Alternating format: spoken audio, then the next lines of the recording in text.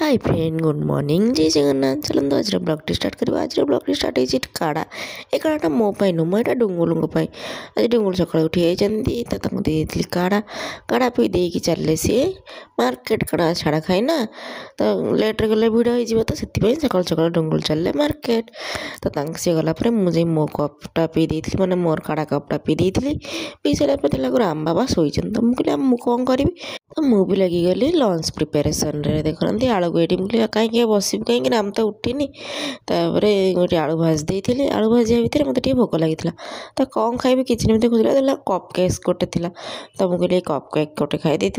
से डुंगुल भी नहीं आसले धुआ धुई करते सब नॉनभेज तापर मुझे चली मुझे हो तुम तो धुआ धुई कर सेपटे कम कर कपड़ा सब पकई तार भितर सब सुखा सुखी करदे डुंगुल कम सर राम भी उठी जाता तो डुंगुल कहली मुझे गोटे मर्णिंग वार्क करके नहीं आसे हाँ ठीक अच्छे तो राम कम सारे मुझे किचन देखला डुंगुल चिकेन पूरा कषा भी होगा मत कलिजा चिकेन कलिजा भल लगे मैंने डुंगुल तो जहाँ भी नहीं आसवे कलिजा तो जहाँ भी थी आउ कौन था न था मत चिकेन कलिजा भल लगे प्राय लोग मुझे शुणुची भल लगे बट मत तो भल लगे आप कहते माछ दौले कौन चिकेन एक्चुअली माछ आ चिकेन दुईटा आसला कहते ना जी तुम आइंस मैंने खाऊ न तो फास्ट माछरू स्टार्टिंग कले से भल तो से आम अल्प माछ आसाला चिकेन तो मुझे डुंगुल तुम जाओ तुम कौन काम कर माछ भाजी दूसरी तो से भितर कलिंग बेल बाजिला जाए देखला ये मामून दीदी आम लेट नक आम बस पड़ू खायापाई तो माछ भजा को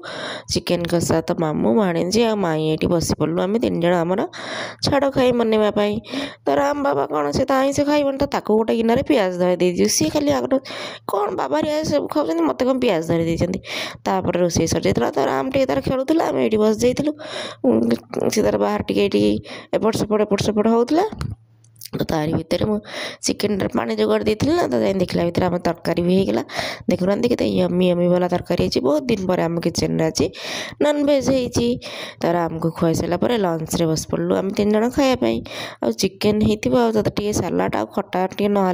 मिसिंग लगे ना तो सालाड ता सहित लेंबू लंका गुंड गोटे पाग होता तो मामू भाणीजी माई बस पड़ू खायापाई आपण देखिले आम छाड़ खाईटा केमती कटला आपण भिडियो भल लगे लाइक शेयर सब्सक्राइब कर जय जगन्नाथ।